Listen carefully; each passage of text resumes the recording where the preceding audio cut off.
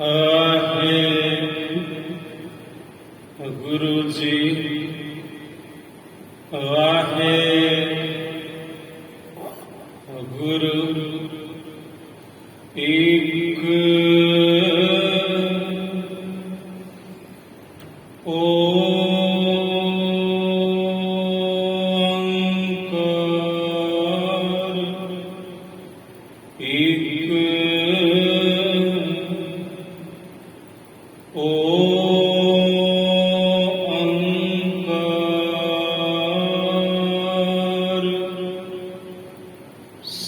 सतगुर प्रसाद सतगुर प्रसाद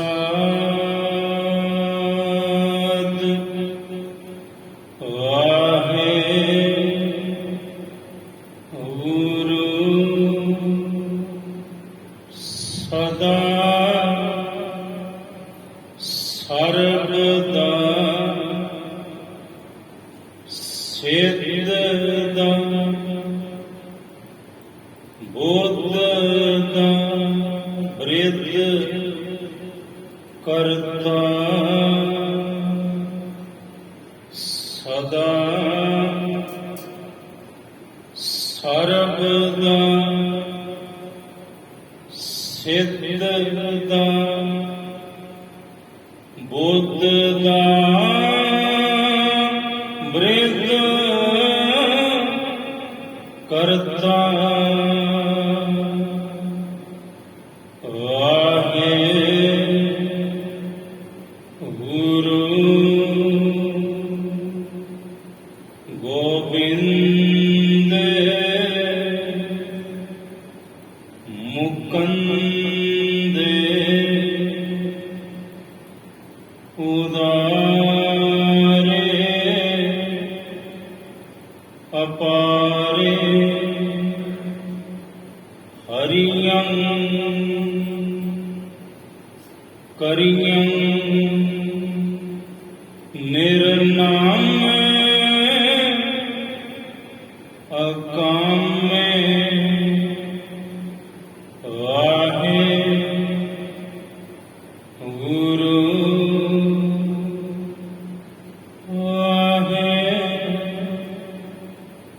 ਗੁਰੂ ਵਾਹੇ ਗੁਰੂ ਕਾਮ ਕ੍ਰੋਧ ਲੋਭ ਝੂਠ ਨਿੰਦਾ ਕਾਮ ਕ੍ਰੋਧ ਲੋਭ ਝੂਠ ਨਿੰਦਾ ਇਨ ਤੇ ਆਪ ਛੜਾਵੋ ਇਨ ਤੇ ਆਪ ਛੜਾਵੋ ਕਾਮ ਕ੍ਰੋਧ ਲੋਭ ਝੂਠ ਨਿੰਦਾ ਕਾਮ ਕ੍ਰੋਧ ਲੋਭ ਝੂਠ ਨਿੰਦਾ ਤਿੰਨ ਤੇ ਆਪ ਛੜਾਵੋ ਤਿੰਨ ਤੇ ਆਪ ਛੜਾਵੋ ਇਹ ਭੀਤਰ ਤੇ ਇਨ ਕੋ ਡਾਰੋ ਇਹ ਭੀਤਰ ਤੇ ਇਨ ਕੋ ਡਾਰੋ ਆਪਨ ਨਿਕਟ ਬੁਲਾਵੋ ਆਪਨ ਨਿਕਟ ਬੁਲਾਵੋ ਕਾਮ ਕ੍ਰੋਧ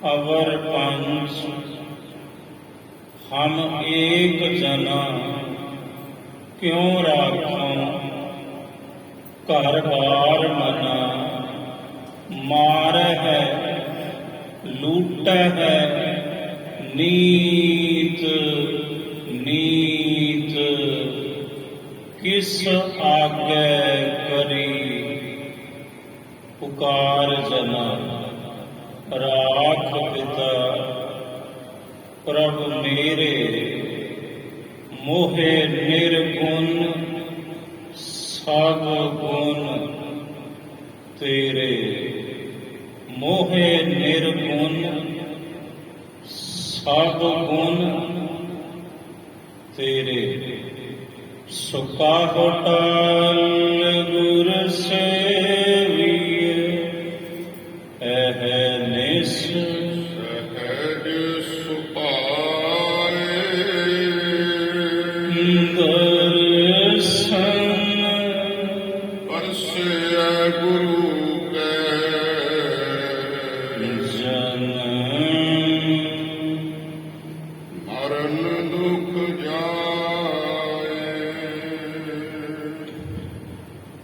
सतनाम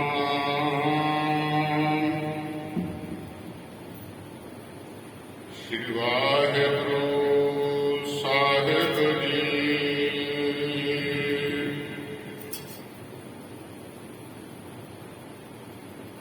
हर हर अगम गोचर स्वामी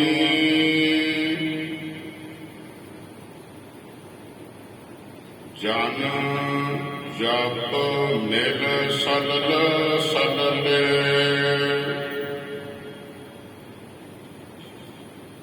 हर के संत मिल राम रस पाया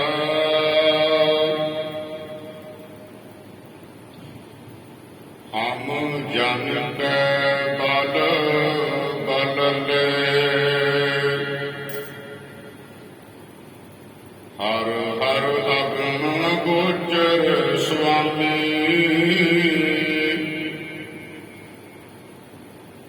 जन जप मिल सलल सलले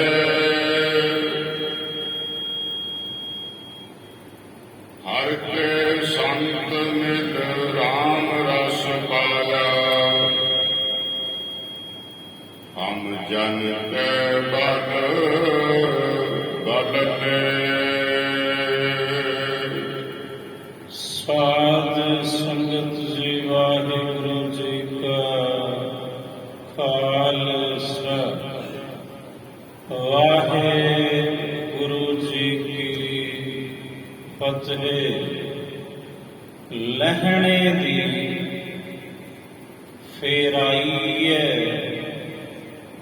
नानका दोही खट्टीए जोत ओहा जुगत साए सहकाया फेर पलटीए चुल्लै सुछात निरंजनी मल तखत बैठा गुर हट्टीए मल तखत बैठा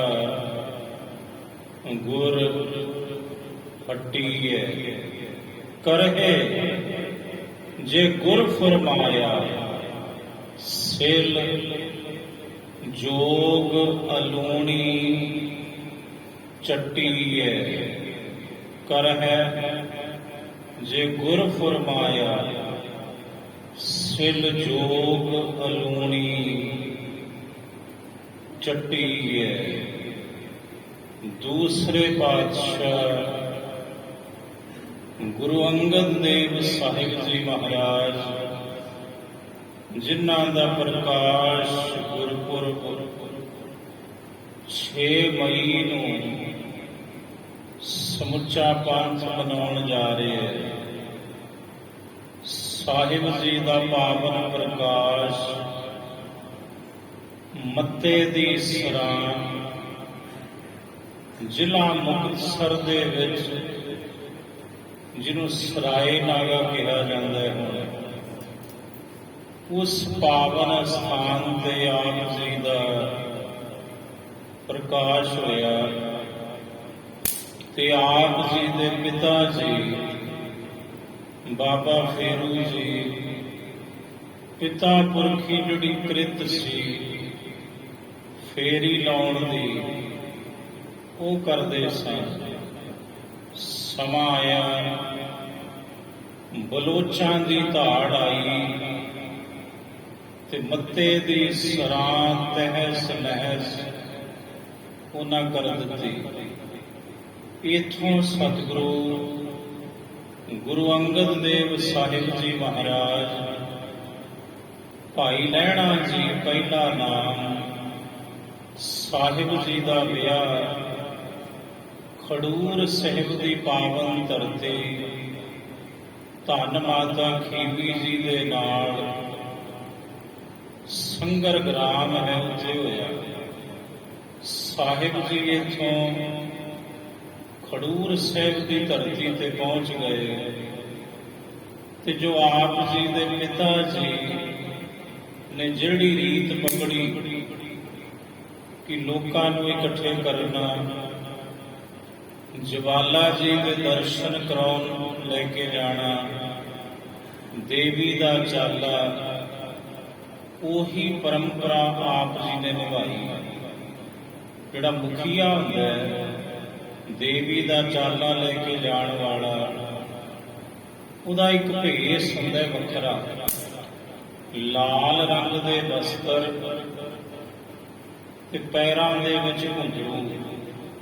ਭਾਈ ਲਹਿਣਾ ਜੀ ਸਾਹਿਬ ਨੇ ਇਹ ਵੇਸ ਵੀ ਧਾਰਨ ਕੀਤਾ ਉਦੋਂ ਤੱਕ ਜਦੋਂ ਤੱਕ ਸੱਚਾ ਸਤਿਗੁਰੂ ਨਹੀਂ ਮਿਲਿਆ। ਖਡੂਰ ਸਾਹਿਬ ਦੀ ਧਰਤੀ ਦੇ ਲੋਕ ਕੋਈ ਦੇਵੀ ਦਾ ਉਪਾਸ਼ਕ, ਕੋਈ ਤਪੇ ਦਾ ਉਪਾਸ਼ਕ, ਪਰ ਕੇਵਲ ਤੇ ਕੇਵਲ ਪੂਰੇ ਖਡੂਰ ਵਿੱਚ ਇੱਕੋ ਹੀ ਸਿੱਖ ਹੈ, ਗੁਰੂ ਨਾਨਕ ਸਾਹਿਬ ਜੀ ਦਾ, ਔਰ ਉਸ ਸਿੱਖ ਦਾ ਨਾਮ ਹੈ ਭਾਈ ਜੋਧ। ਭਾਈ ਜੋਧ ਜੀ ਅੰਮ੍ਰਿਤ ਵੇਲੇ ਜਦੋਂ ਬਾਣੀ ਪੜ੍ਹਦੇ ਆਪ ਜੀ ਦੇ ਘਰ ਦੇ ਕੋਲੋਂ ਗੁਜ਼ਰਦੇ ਤਾਂ ਭਾਈ ਲਹਿਣਾ ਜੀ ਸਾਹਿਬ ਉਹ ਬਾਣੀ ਨੂੰ ਸੁਣ ਕੇ ਬੜਾ ਸਕੂਨ ਪ੍ਰਾਪਤ ਕਰਦੇ। ਕਈ ਦਿਨ ਸੁਣੀ ਗਏ। ਇੱਕ ਦਿਨ ਭਾਈ ਲਹਿਣਾ ਜੀ ਸਾਹਿਬ ਨੇ ਭਾਈ ਜੋਧ ਜੀ ਨੂੰ ਰੋਕਿਆ। ਕਹਿਣ ਲੱਗੇ, ਜੋਧ ਅਤੋਂ ਰੋਜ਼ ਕੀ ਪੜ੍ਹਦਾ ਜਾਂਦਾ ਹੁੰਦਾ? ਤੇ ਭਾਈ ਜੋਧ ਜੀ ਕਹਿਣ ਲੱਗੇ, ਭਾਈ ਲਹਿਣਾ ਜੀਓ, ਲਹਿਣਾ ਜੀ ਇਹ ਮੇਰੇ ਸਤਿਗੁਰੂ ਦੀ ਬਾਣੀ ਹੈ। ਕਹਿਣ ਲੱਗੇ, ਜੋਧ ਤੇਰਾ ਸਤਿਗੁਰੂ ਕੌਣ ਹੈ? ਆਖਿਆ ਜੀ, ਗੁਰੂ ਨਾਨਕ ਸਾਹਿਬ। ਲੋਕੀ ਉਹਨਾਂ ਨੂੰ ਨਾਨਕ ਤਪਾ ਵੀ ਕਹਿੰਦੇ। ਤੇ ਭਾਈ ਲਹਿਣਾ ਜੀ ਨੇ ਪੁੱਛਿਆ, ਭਾਈ ਜੋਧ ਤੇਰੇ ਸਤਿਗੁਰੂ ਗੁਰੂ ਨਾਨਕ ਸਾਹਿਬ ਇਸ ਵਕਤ ਕਿੱਥੇ ਰਹਿੰਦੇ ਨੇ?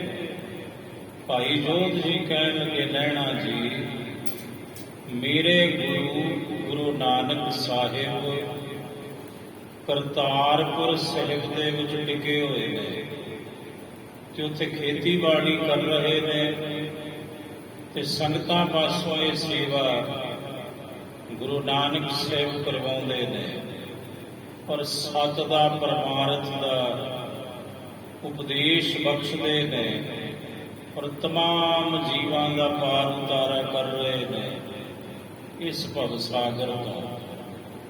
ਹੁਣ ਭਾਈ ਲਹਿਣਾ ਜੀ ਸਾਹਿਬ ਨੇ ਉਹ ਗੁਰਬਾਣੀ ਦੀਆਂ ਪੰਕਤੀਆਂ ਕੰਠ ਕੀਤੀਆਂ ਤੇ ਆਪ ਜੀ ਜਿਵੇਂ ਜਿਵੇਂ ਪੜ੍ਹਨ ਤਿਵੇਂ ਤਿਵੇਂ ਮਨ ਨੂੰ ਟਿਕਾਓ ਬੜਾ ਪ੍ਰਾਪਤ ਹੋਇਆ।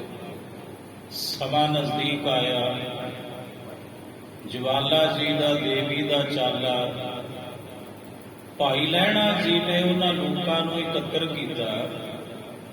ਕਹਿਣ ਲੱਗੇ ਵੀ ਜੇ ਤੁਹਾਡੀ ਆਗਿਆ ਹੋਵੇ ਇਸ ਵਾਰੀ ਆਪਾਂ ਰਾਹ ਬਦਲ ਦਈਏ।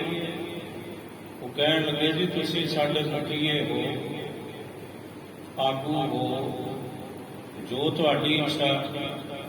ਸਾਹਿਬ ਕਹਿਣ ਲੱਗੇ ਵੀ ਅੱਗੇ ਤੇ ਇੱਕ ਦੇ ਦਰਸ਼ਨ ਹੁੰਦੇ ਸਨ, ਇਸ ਵਾਰੀ ਦੋ ਦੇ ਦਰਸ਼ਨ ਹੋਣਗੇ ਜੇ ਆਪਾਂ ਰਾਹ ਬਦਲ ਦਈਏ। ਕਹਿਣ ਲੱਗੇ ਜੀ ਠੀਕ ਹੈ। ਭਾਈ ਲਹਿਣਾ ਜੀ ਸਾਹਿਬ ਘੋੜੀ ਤੇ ਅਸਵਾਰ ਹੋਏ, ਪਿੱਛੇ ਪਿੱਛੇ ਦੇਵੀ ਦੇ ਚਾਲੇ ਨੂੰ ਜਾਣ ਵਾਲੇ ਲੋਕ ਆਪ ਜੀ ਦੇ ਮਗਰ ਮਗਰ ਚੱਲਦੇ ਚੱਲਦੇ ਜਦੋਂ ਕਰਤਾਰਪੁਰ ਸਾਹਿਬ ਦੇ ਨਜ਼ਦੀਕ ਪਹੁੰਚੇ, ਭਾਈ ਲਹਿਣਾ ਜੀ ਕਹਿਣ ਲੱਗੇ ਆਪਣੇ ਸੰਗੀ ਸਾਥੀਆਂ ਨੂੰ ਵੀ ਆਏ ਕਰਦੇ ਆ, ਪਹਿਲੀ ਵਾਰੀ ਮਿਲਣਾ ਨਾਨਕ ਤਪਾ ਜੀ ਨੂੰ ਮੈਂ ਪਹਿਲਾਂ ਮੈਂ ਵੇਖ ਕੇ ਆਉਣਾ ਵੀ ਉਹ ਕਿਹੋ ਜਿਹੇ ਨੇ, ਤੇ ਜੇ ਮੇਰਾ ਮਨ ਮੰਨਿਆ ਫਿਰ ਤੁਸੀਂ ਵੀ ਆਇਓ, ਨਹੀਂ ਤੇ ਆਪਾਂ ਸਿੱਧੇ ਚੱਲਾਂਗੇ ਵਾਪਸ ਜਿੱਥੇ ਜਾਣਾ ਹੈ। ਉਹ ਕਹਿਣ ਲੱਗੇ ਸਤਿਵਚਨ। ਘੋੜੀ ਤੇ ਅਸਵਾਰ ਭਾਈ ਲਹਿਣਾ ਜੀ ਸਾਹਿਬ ਹੁਣ ਧਰਮਸਾਲ ਦੇ ਰਾਹ ਪੈ ਗਏ। ਇਧਰ ਤਖਤ ਤੇ ਬੈਠੇ ਨੇ ਸਤਿਗੁਰੂ ਗੁਰੂ ਨਾਨਕ ਸਾਹਿਬ ਅੰਦਰ ਜਾਣ ਗਏ। ਮੋਹੇ ਰਾਜ ਕੋ ਧਨੀ ਸੁਆਵਾ। ਕਵੀ ਸੰਤੋਖ ਸਿੰਘ ਜੀ ਸ੍ਰੀ ਗੁਰੂ ਨਾਨਕ ਪ੍ਰਕਾਸ਼ ਸਾਹਿਬ ਕਹਿੰਦੇ ਮੇਰੇ ਰਾਜ ਦਾ ਧਨੀ ਆ ਰਿਹਾ ਹੈ, ਇਸ ਤਖਤ ਦਾ ਮਾਲਕ ਆ ਰਿਹਾ ਹੈ, ਤੇ ਅਗਾਊਂ ਉਹਦਾ ਸਵਾਗਤ ਕਰਨਾ ਚਾਹੀਦਾ ਮੈਨੂੰ। ਸਾਹਿਬ ਜੀ ਤਖਤ ਤੋਂ ਉੱਠੇ ਤੇ ਉਧਰ ਨੂੰ ਤੁਰ ਪਏ ਜਿੱਧਰੋਂ ਭਾਈ ਲਹਿਣਾ ਜੀ ਆ ਰਹੇ ਨੇ, ਘੋੜੀ ਤੇ ਚੜੇ ਅਸਵਾਰ। ਰਸਤੇ ਵਿੱਚ ਸਾਹਿਬ ਜੀ ਰੁਕ ਗਏ। ਭਾਈ ਲਹਿਣਾ ਜੀ ਨੇ ਤੱਕਿਆ ਇੱਕ ਬਾਬਾ ਹੈ, ਚਲੋ ਇਹਨਾਂ ਤੋਂ ਗੁਰੂ ਨਾਨਕ ਦੇ ਘਰ ਦਾ ਰਾਹ ਪੁੱਛਦਾ। ਹੁਣ ਭਾਈ ਲਹਿਣਾ ਜੀ ਸਾਹਿਬ ਗੁਰੂ ਅੰਗਦ ਦੇਵ ਸਾਹਿਬ ਗੁਰੂ ਨਾਨਕ ਸਾਹਿਬ ਤੋਂ ਹੀ ਗੁਰੂ ਨਾਨਕ ਦੇ ਘਰ ਦਾ ਰਾਹ ਪੁੱਛ ਰਹੇ ਨੇ। ਕਹਿਣ ਲੱਗੇ ਬਾਬਾ। ਸਾਹਿਬ ਕਹਿੰਦੇ ਹਾਂ। ਆਖਿਆ ਜੀ ਇੱਥੇ ਕੋਈ ਨਾਨਕ ਤਪਾ ਰਹਿੰਦੇ ਨੇ, ਕਿੱਥੇ ਰਹਿੰਦੇ ਨੇ? ਸਾਹਿਬ ਕਹਿੰਦੇ ਆ ਜਾਓ, ਤੁਹਾਨੂੰ ਉਹਨਾਂ ਦੇ ਘਰ ਤੱਕ ਲੈ ਚੱਲਦਾ ਹਾਂ। ਗੁਰੂ ਨਾਨਕ ਸਾਹਿਬ ਨੇ ਘੋੜੀ ਦੀਆਂ ਬਾਗਾਂ ਪਕੜੀਆਂ।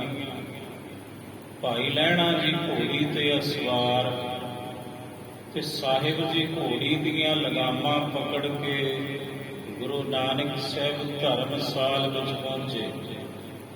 ਸਾਹਿਬ ਜੀ ਨੇ ਉੱਥੇ ਜੋ ਬਚਨ ਕੀਤਾ, ਕਵੀ ਸੰਤੋਖ ਸਿੰਘ ਜੀ ਸ੍ਰੀ ਗੁਰੂ ਨਾਨਕ ਪ੍ਰਕਾਸ਼ ਸਾਹਿਬ ਕਹਿੰਦੇ ਬੜਬਾ ਪਰਤੇ ਅਬ ਉਤਰੀ ਜੈ।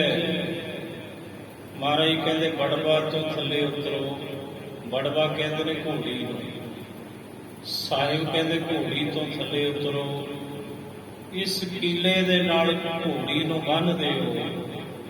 ਉਹ ਦਰਵਾਜ਼ਾ ਹੈ, ਇੱਧਰ ਦੀ ਜਾਓਗੇ, ਅੱਗੇ ਜਿਸ ਨੂੰ ਮਿਲਣ ਆਏ ਹੋ ਉਹ ਬੈਠੇ ਨੇ। ਆਖਿਆ ਸਤਿਵਚਨ ਜੀ। ਭਾਈ ਲਹਿਣਾ ਜੀ ਘੋੜੀ ਬੰਨਣ ਲੱਗ ਗਏ। ਗੁਰੂ ਨਾਨਕ ਸਾਹਿਬ ਦੂਸਰੇ ਦਰਵਾਜ਼ੇ ਤੋਂ ਅੰਦਰ ਪ੍ਰਵੇਸ਼ ਕਰਕੇ ਆਪਣੇ ਤਖਤ ਤੇ ਬਹਿ ਗਏ।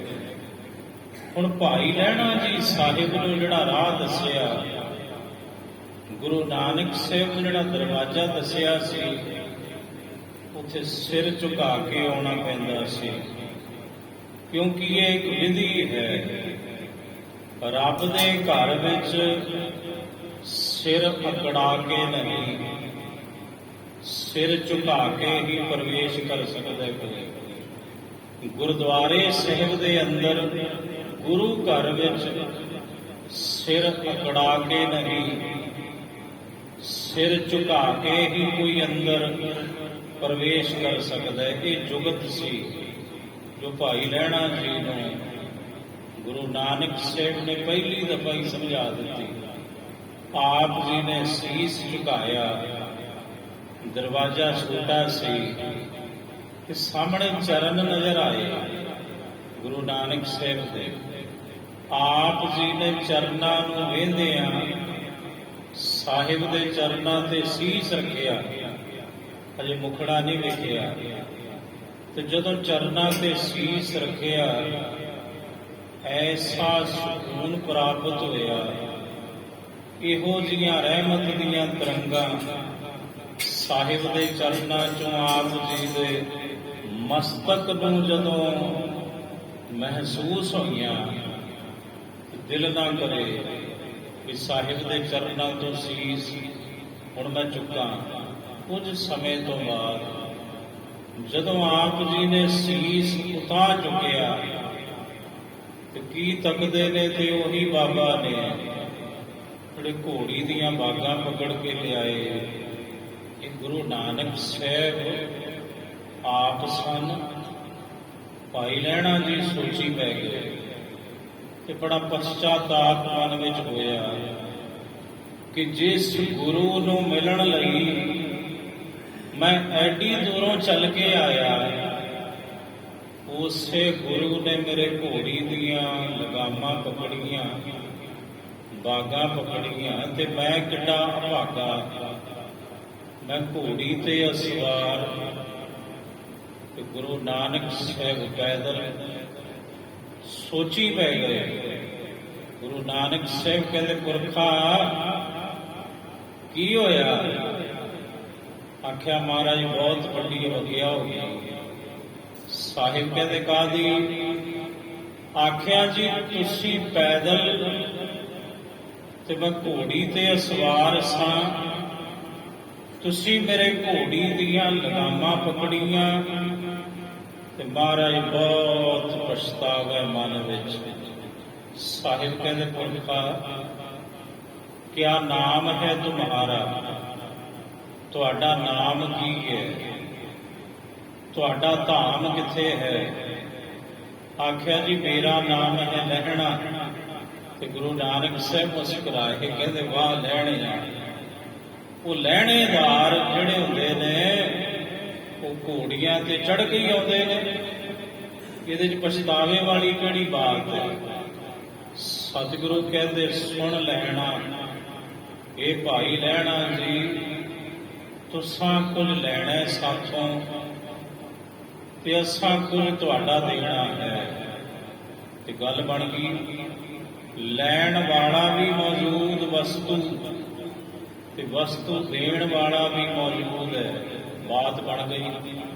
ਸਾਹਿਬ ਕਹਿੰਦੇ, ਲਹਿਣਾ ਜੀ, ਕਈ ਵਾਰੀ ਵਸਤੂ ਦੇਣ ਵਾਲਾ ਖਲੋਤਾ ਹੁੰਦਾ ਹੈ, ਹੱਥ ਵਿੱਚ ਵਸਤੂ ਲੈ ਕੇ, ਪਰ ਲਹਿਣੇਦਾਰ ਨਹੀਂ ਮਿਲਦਾ। ਸਾਹਿਬ ਕਹਿੰਦੇ, 3 ਕਰੋੜ ਦੇ ਕਰੀਬ ਅਸੀਂ ਲੋਕਾਂ ਨੂੰ ਮਿਲੇ, ਪਰ ਲਹਿਣਿਆ ਜਿਵੇਂ ਤੂੰ ਮਿਲਿਆ ਸਾਨੂੰ ਤੇ ਜਿਵੇਂ ਅਸੀਂ ਤੈਨੂੰ ਮਿਲੇ, 3 ਕਰੋੜ ਵਿੱਚੋਂ ਕੋਈ ਨਹੀਂ ਮਿਲਿਆ। ਭਾਈ ਲਹਿਣਾ ਜੀ ਨੇ ਰਮਜ ਨਹੀਂ ਸਮਝੀ। ਸਾਹਿਬ ਕਹਿੰਦੇ, ਮਹਾਰਾਜ ਮੇਰੀ ਸਮਝ ਤੋਂ ਬਾਹਰ ਹੈ, ਮੇਰੀ ਮੱਤ ਥੋੜੀ ਹੈ। ਗੁਰੂ ਨਾਨਕ ਸਾਹਿਬ ਕਹਿੰਦੇ, ਅੱਛਾ ਇਹ ਦੱਸੋ ਤੁਹਾਡੇ ਧਾਮ ਕਿੱਥੇ ਨੇ? ਆਖਿਆ, ਜੀ ਖਡੂਰ ਦੀ ਧਰਤੀ ਤੇ। ਗੁਰੂ ਨਾਨਕ ਸਾਹਿਬ ਕਹਿੰਦੇ, ਚੱਲੇ ਕਿੱਧਰ ਸੋ? ਆਖਿਆ, ਜੀ ਹੁਣ ਕਿਤੇ ਨਹੀਂ ਜਾਣਾ, ਹੁਣ ਟਿਕਾਣਾ ਲੱਭ ਗਿਆ। ਇਹ ਕਹਿ ਕੇ ਭਾਈ ਲਹਿਣਾ ਜੀ ਨੇ ਇਤਿਹਾਸ ਗਵਾਹੀ ਭਰਦਾ ਕਿ ਆਪਣੇ ਮੁਬਾਰਕ ਚਰਨਾਂ ਵਿੱਚ ਬੰਨੇ ਹੋਏ ਘੁੰਗਰੂ ਤੋੜ ਦਿੱਤੇ ਗੁਰੂ ਨਾਨਕ ਸਾਹਿਬ ਦੇ ਚਰਨਾਂ 'ਚ। ਸਾਹਿਬ ਕਹਿੰਦੇ, ਲਹਿਣਿਆ ਇਹ ਕਿਹਾ? ਆਖਿਆ, ਮਹਾਰਾਜ ਮੇਰੀ ਬੇਨਤੀ ਸੁਣੋ। ਕੋਈ ਮਨੁੱਖ ਆਪਣੇ ਘਰੋਂ ਮਾਖਿਆਂ ਦੀ ਤਲਾਸ਼ ਵਿੱਚ ਨਿਕਲੇ ਤੇ ਰਸਤੇ ਵਿੱਚ ਉਹਨੂੰ ਅੰਮ੍ਰਿਤ ਦਾ ਘੁੰਟ ਮਿਲ ਜਾਵੇ, ਉਹਨੇ ਮਾਖਿਆਂ ਤੋਂ ਕਿਆ ਲੈਣਾ ਹੈ? ਸਤਿਗੁਰੂ ਤੁਹਾਡਾ ਮਿਲਾਪ, ਤੁਹਾਡੇ ਦਰਸ਼ਨ ਅੰਮ੍ਰਿਤ ਨੇ ਅੰਮ੍ਰਿਤ। ਤੇ ਮਹਾਰਾਜ ਹੁਣ ਮੈਂ ਸ਼ਹਿਦ ਤੋਂ ਕਿਆ ਲੈਣਾ ਹੈ। ਸਾਹਿਬ ਕਹਿੰਦੇ ਪੁਰਖਾ ਜਾਨੋ ਜਿਹੇ ਥਲ ਮਾਹੀ। ਕਵੀ ਸੰਤੋਖ ਸਿੰਘ ਜੀ ਸ੍ਰੀ ਗੁਰੂ ਨਾਨਕ ਪ੍ਰਕਾਸ਼ ਦੇ ਬੋਲ। ਸਾਹਿਬ ਨੇ ਪਹਿਲਾ ਸ਼ਬਦ ਸੰਬੋਧਨ ਕੀਤਾ, ਪੁਰਖਾ ਕਿਹਾ। ਪੁਰਖਾ ਸਾਹਿਬ ਕਹਿੰਦੇ ਪੁਰਖਾ ਜਾਨੋ ਜਿਹੇ ਥਲ ਮਾਹੀ। ਤੁਸੀਂ ਜਾਣਾ ਸੀ ਜਿਸ ਥਾਂ ਤੇ ਵੇਖ ਉਤਾਰਿਓ। ਤੁਸਾਂ ਤੇ ਘੁੰਗਰੂ ਤੋੜ ਦਿੱਤੇ, ਘੁੰਗਰੂ ਖੋਲ ਦਿੱਤੇ ਆਪਣੇ ਪੈਰਾਂ ਦੇ ਵਿੱਚੋਂ।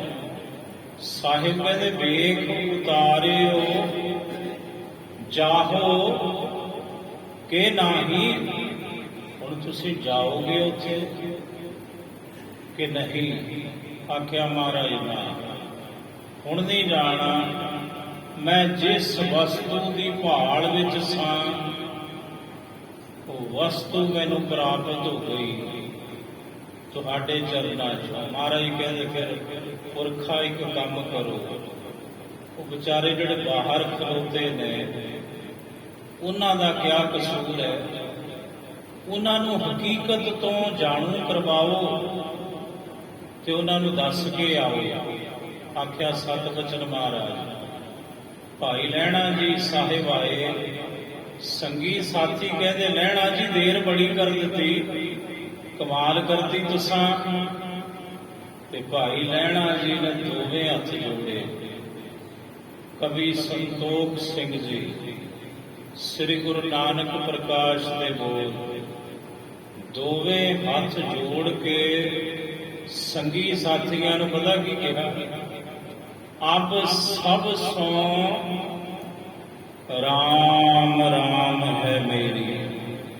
ਕਿਸੇ ਨਾਲ ਰਾਮ ਰਾਮ ਹੋ ਜਵੇ ਨਾ ਤੇ ਉਹਦਾ ਮਤਲਬ ਕੀ ਹੁੰਦਾ ਹੈ? ਬਈ ਹੁਣ ਤੁਸੀਂ ਆਪਣੇ ਰਾਹ ਤੇ ਅਸੀਂ ਆਪਣੇ ਰਾਹ। ਸਾਹਿਬ ਕਹਿਣ ਲੱਗੇ ਭਾਈ ਲਹਿਣਾ ਜੀ ਅਬ ਸਭ ਸੋਂ ਰਾਮ ਰਾਮ ਹੈ ਮੇਰੀ। ਕਹਿੰਦੇ ਤੁਹਾਨੂੰ ਤੁਹਾਡਾ ਰਾਹ ਮੁਬਾਰਕ, ਮੈਨੂੰ ਮੰਜ਼ਿਲ ਮਿਲ ਗਈ। ਪਰ ਇੱਕ ਮੇਰੀ ਬੇਨਤੀ, ਜੇ ਤੁਸੀਂ ਮੰਨੋ ਮੈਂ ਤੁਹਾਨੂੰ ਰੋਕਦਾ ਨਹੀਂ, ਤੁਸੀਂ ਜਾਓ ਜਵਾਲਾ ਜੀ ਦੇ ਦਰਸ਼ਨ ਕਰਨ ਜਾਓ।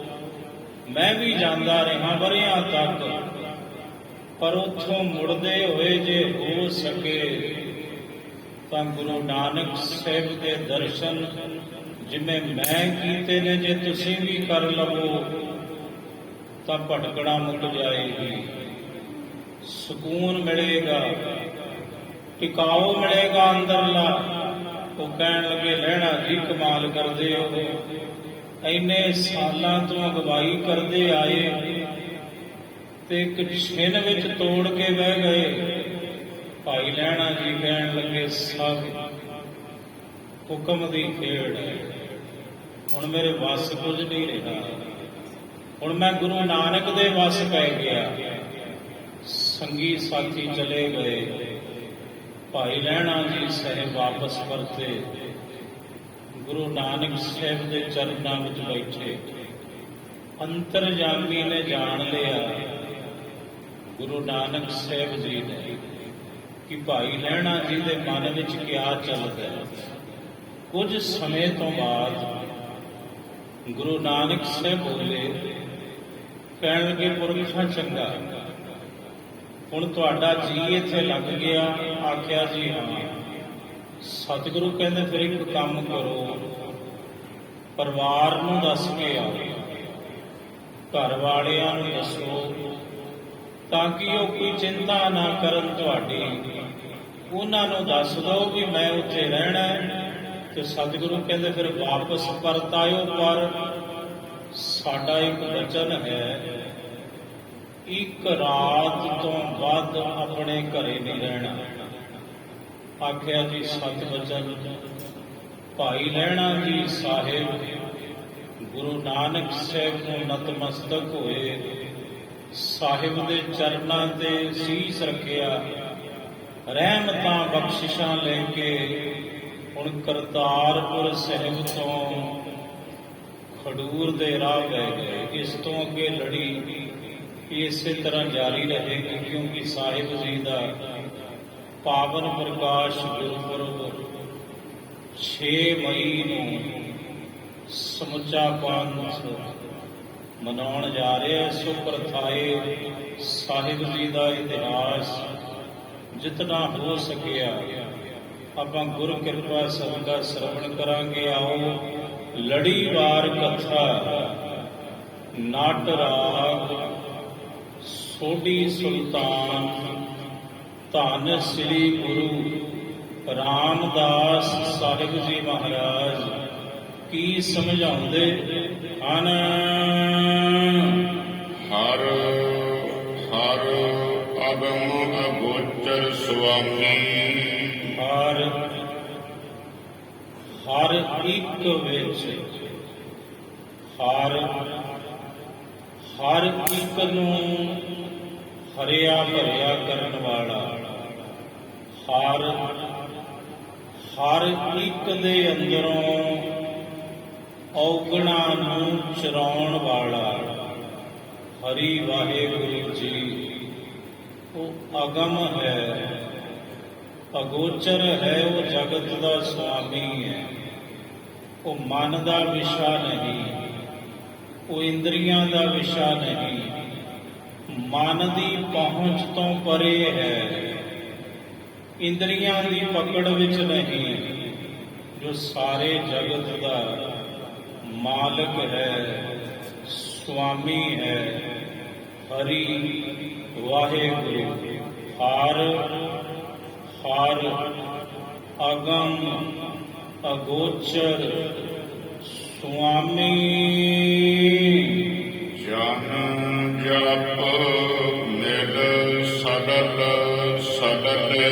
ਜਨ ਜਿਹੜੇ ਹਰੀ ਦੇ ਜਨ ਨੇ, ਸੇਵਕ ਨੇ, ਦਾਸ ਨੇ, ਜਪ ਉਹਨਾਂ ਹਰੀ ਨੂੰ ਜਪ ਕੇ, ਹਰੀ ਦੇ ਨਾਮ ਨੂੰ ਜਪ ਕੇ ਪ੍ਰਭੂ ਦੇ ਸੇਵਕ ਪ੍ਰਭੂ ਵਿੱਚ ਇੰਜ ਅਭੇਦ ਹੋ ਗਏ, ਇੰਜ ਲੀਨ ਹੋ ਗਏ, ਜਿਵੇਂ ਪਾਣੀ ਦੇ ਵਿੱਚ ਪਾਣੀ ਮਿਲਦਾ ਹੈ।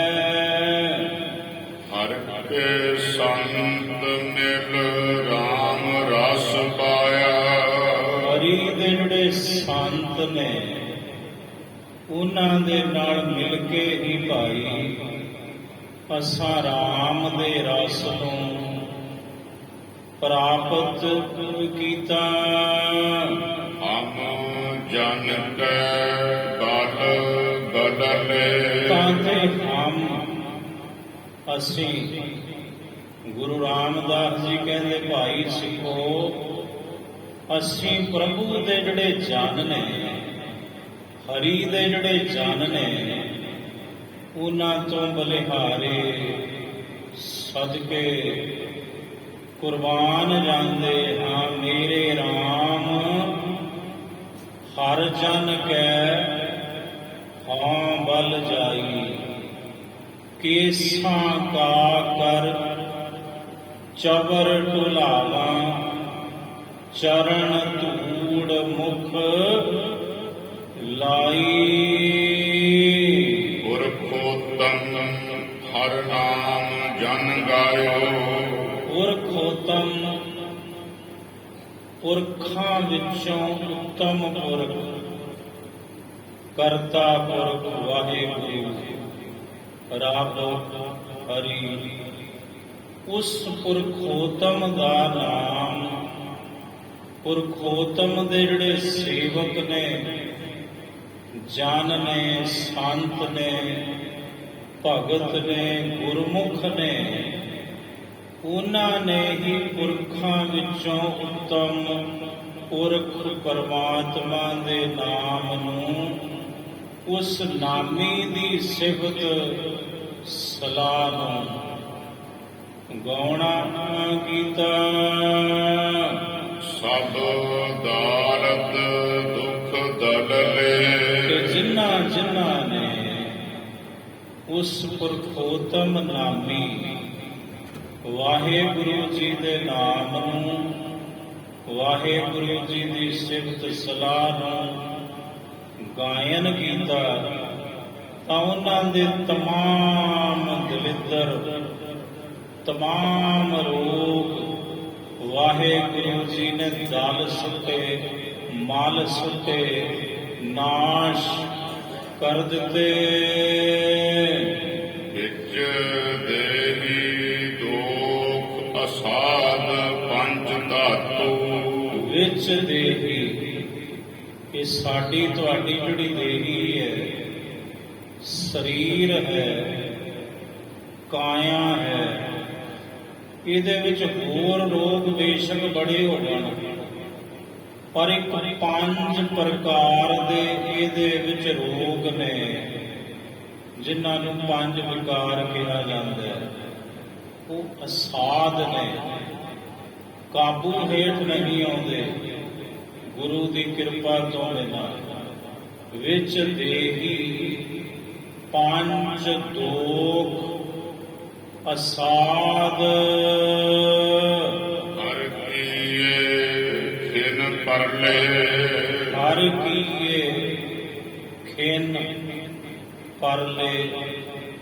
ਹਰੀ ਪਰਮਾਤਮਾ ਨੇ, ਵਾਹਿਗੁਰੂ ਜੀ ਨੇ ਇੱਕ ਖਿਨ ਵਿੱਚ ਆਪਣੇ ਪਿਆਰਿਆਂ ਦੇ ਸਰੀਰ ਦੇ ਵਿੱਚੋਂ ਇਹ ਅਸਾਧ ਜਿਹੜੇ ਪੰਜ ਰੋਗ ਨੇ, ਪੰਜ ਵਿਕਾਰ ਨੇ, ਇੱਕ ਖਿਨ ਵਿੱਚ ਇਹਨਾਂ ਦੀ ਪਰਲੇ ਕਰ ਦਿੱਤੀ, ਇੱਕ ਖਿਨ ਵਿੱਚ ਨਾਸ ਕਰ ਦਿੱਤੇ।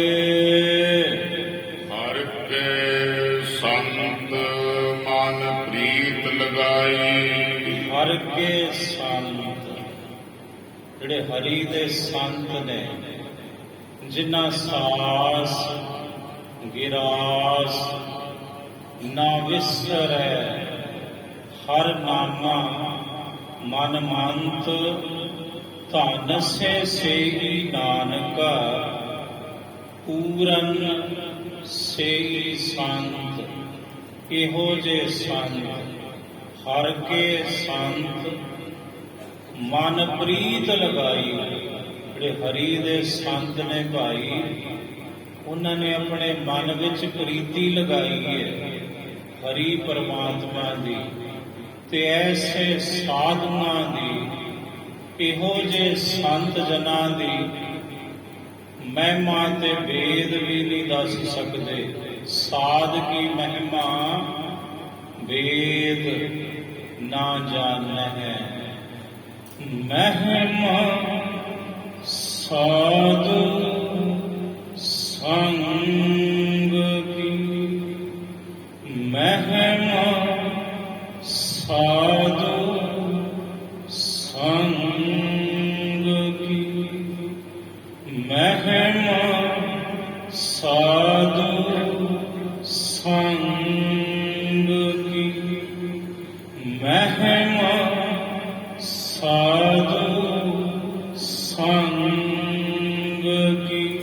ਸੁਨ ਮੇਰੇ ਮੀਤਾ,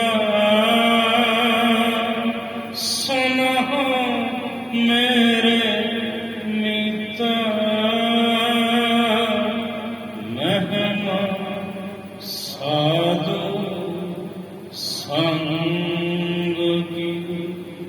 ਮਹਿਮਾ ਸਾਧੂ ਸੰਗ ਕੀ। ਕਬੀਰ ਸੇਵਾ ਕੋ ਦੋਏ ਭਲੇ, ਇੱਕ ਸੰਤ ਇੱਕ ਰਾਮ। ਰਾਮ ਜੋ ਦਾਤਾ ਮੁਕਤ ਕੋ, ਸੰਤ ਜਪਾਵੈ ਨਾਮ। ਸੰਤ ਜਪਾਵੈ ਨਾਮ। ਸੰਤ ਜਪਾਵੈ ਨਾਮ। ਸੰਤ ਜਪਾਵੈ ਇਹੋ ਜਿਹੇ ਸੰਤ ਜਿਨ੍ਹਾਂ ਨੇ ਆਪਣੇ ਮਨ ਵਿੱਚ ਉਸ ਵਾਹਿਗੁਰੂ ਹਰੀ ਦੀ ਪ੍ਰੀਤੀ ਲਾਈ ਹੈ ਭਾਈ। ਹਰ ਕੇ ਸੰਤ ਮਨ ਨੰਨੇ ਨੂੰ ਸਿਹਾਰੀ ਹੈ ਮਨ ਦੇ, ਇਹਦਾ ਅਰਥ ਹੈ ਮਨ ਵਿੱਚ। ਹਰ ਕੇ ਸੰਤ ਮਨ ਪ੍ਰੀਤ ਲਗਾਈ। ਜਿਉ ਦੇਖੈ ਸਸ ਕਮਲੇ, ਜਿਉ ਦੇਖੈ ਸੱਸ, ਸੱਸ ਦੇ ਸੱਸੇ ਨੂੰ ਸਿਹਾਰੀ ਹੈ, ਸੱਸਾ ਤੇ ਸੱਸੇ ਨੂੰ ਸਿਹਾਰੀ ਸੱਸ। ਇੱਕ ਸੱਸਾ ਤੇ ਸੱਸਾ ਸੱਸ, ਇੱਕ ਸੱਸਾ ਤੇ ਸੱਸੇ ਨੂੰ ਔਂਕੜ ਸੱਸ। ਸੱਸਾ ਤੇ ਸੱਸੇ ਨੂੰ ਸਿਹਾਰੀ ਜਿੱਥੇ ਵੀ ਆਉ ਉੱਥੇ ਗੁਰਬਾਣੀ ਦੇ ਵਿੱਚ ਭਾਵ ਹੈ ਚੰਦਰਮਾ ਦਾ, ਸੱਸੀ।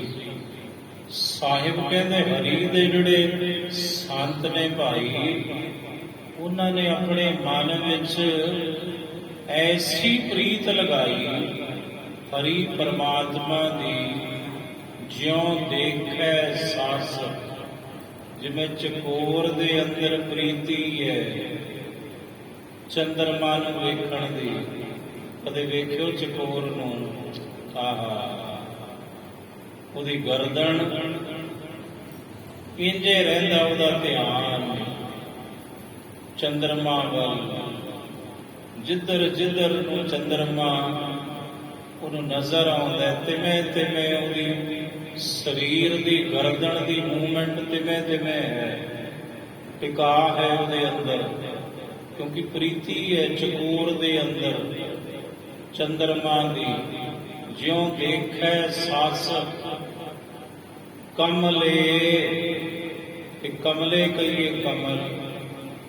ਜਿਵੇਂ ਇੱਕ ਭੌਰੇ ਦੇ ਅੰਦਰ ਪ੍ਰੀਤੀ ਹੈ ਕਮਲ ਦੀ, ਤੇ ਜਿਵੇਂ ਕਮਲ ਦੇ ਅੰਦਰ ਪ੍ਰੀਤੀ ਹੈ ਸੂਰਜ ਦੀ। ਜਿਵੇਂ ਕਮਲ ਦਾ ਫੁੱਲ ਸੂਰਜ ਨੂੰ ਵੇਖ ਕੇ ਖਿੜਦਾ ਹੈ, ਕਿਉਂਕਿ ਉਹਦਾ ਮਰਕਜ਼ ਹੈ, ਉਹਦੇ ਨਾਲ ਉਹਦਾ ਖਿੜਾਓ ਹੈ, ਉਹਦੇ ਮਨ ਵਿੱਚ ਪ੍ਰੀਤੀ ਹੈ, ਪ੍ਰੇਮ ਹੈ ਸੂਰਜ ਦੇ ਪ੍ਰਤੀ। ਸਤਿਗੁਰੂ ਕਹਿੰਦੇ ਜਿਵੇਂ ਚਕੋਰ ਦੇ ਅੰਦਰ ਪ੍ਰੀਤੀ ਚੰਦਰਮਾ ਦੀ, ਕਮਲ ਦੇ ਅੰਦਰ ਪ੍ਰੀਤੀ ਸੂਰਜ ਦੀ, ਤੇ ਸੰਤ ਦੇ ਅੰਦਰ ਪ੍ਰੀਤੀ ਸਤ ਦੀ। ਗੁਣ ਗੈ ਧਨ ਧਨ ਧਨ ਹਰ ਗਰਜੈ, ਆਏ ਪ੍ਰਭ ਸਰਨਾਗਤੀ ਕਿਰਪਾ ਨਿਤ ਦਇਆਲ। ਏਕ ਅੱਖਰ ਹਰ ਮਨ ਬਸਤ ਨਾਨਕ ਹੋਤ ਨਿਹਾਲ। ਵਾਹਿਗੁਰੂ ਜੀ ਕਾ ਖਾਲਸਾ, ਵਾਹਿਗੁਰੂ ਜੀ ਕੀ ਫਤਿਹ।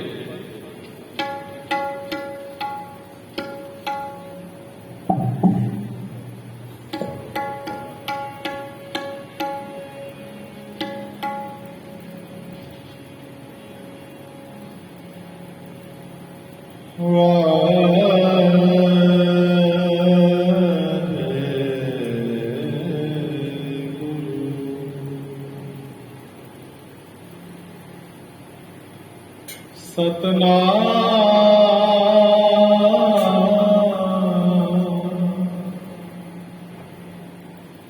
ਸ੍ਰੀ ਵਾਹਿਗੁਰੂ।